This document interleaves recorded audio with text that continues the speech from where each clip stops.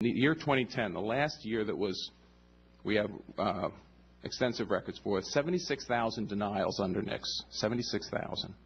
And you know these figures. 34,000 were felons, 13,000 fugitives. There were 13 convictions. 62 were referred for charges by ATF. 62 out of 76,000 denials. Okay, and a denial means someone came in and claimed they could buy a firearm, but they really couldn't, and therefore committing a federal crime doing it.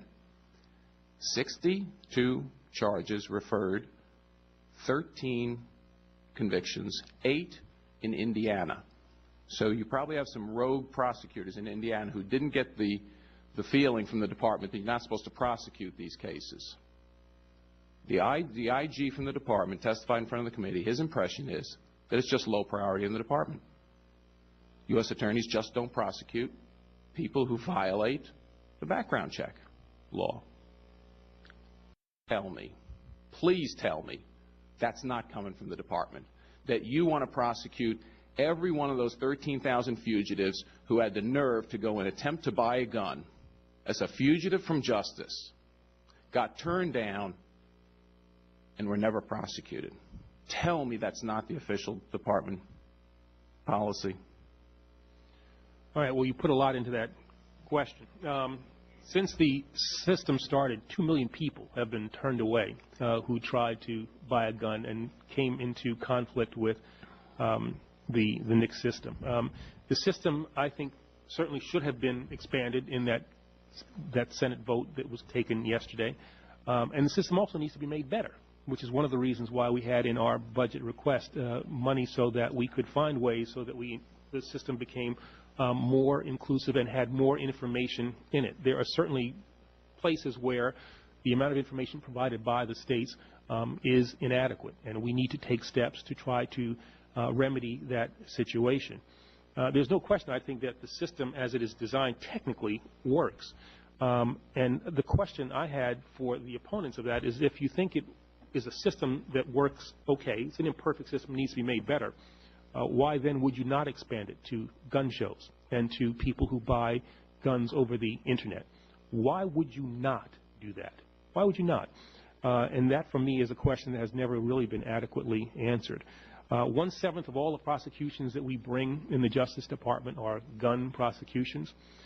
We brought, I think, a total of 85,000 cases last year. I think it was the last fiscal year. There were 83,000 denials, I believe, last year. We have to be judicious in how we use our resources. We can't prosecute every person who is denied a gun. We don't have the resources. 83,000 denials, 85,000 cases in total. So we have to make determinations, and what we try to do is focus on those people who are most dangerous, people who, if they did get a weapon inappropriately, are most likely to do something bad, harmful with it. So is your testimony that in the year 2010, there were only, because there were only 62 charges referred, there were only 62 people that were dangerous enough, if they got a weapon, that you felt they should have been, your department, because your department makes all these determinations of referring charges. It all is in your department. There were only 62 dangerous enough? Because, see, the allegations that we saved 2 million, 2 million, we kept the guns out of hands of 2 million dangerous people. But the fact is that we denied 76,000, but you're going to have to tell me, did we only refer 62 because they were the only dangerous ones? Or did we refer 62 because it's just not a priority? Because your testimony was, we're going to refer the ones that are dangerous. Only 62 in the year? Well, I don't. That's not a background check system that works if only 62 dangerous people were denied the guns. Well, let's look at it. There are a couple of things you have to understand here. I mean, the system does work if, in fact, those people did not get guns. All right? So that's part one. But there weren't. Mr. Attorney General. Can you let the gentleman answer the question, please? Part two, I think what you're talking about, I think we ought to agree on that the system is effective in the sense that, with regard to what I call part one now, people who shouldn't get guns don't get them. Now, part two, about what we should do with those people who are who try to get guns and then are not prosecuted. Yeah, the numbers perhaps ought to be a little higher. I don't know. We have to look at, if you have a number of 62 and you have 76,000, I'm not sure what the number is that you use. It's like a glaring difference. But you have to examine those cases and understand, were they paper violations?